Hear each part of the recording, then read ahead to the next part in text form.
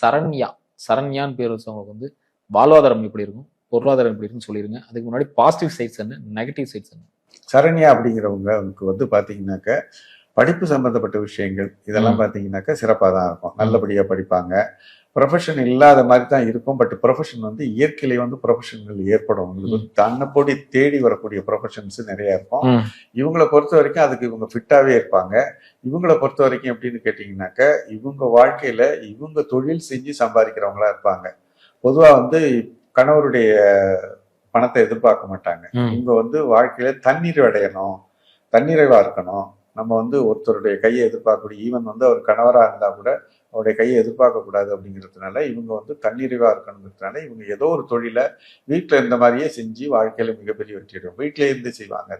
ஒரு டெய்லரிங்கா இருக்கலாம், அல்லது ஏதாவது ஒரு தொழிலை வந்து வீட்டுல வந்து ஒரு மாடி போர்ஷனோ இல்ல பக்கத்துல ஏதோ ஒரு போர்ஷன் எடுத்து பக்கத்துல வீட்டுக்கு பக்கத்துல தான் அந்த வேலையை செய்வாங்க.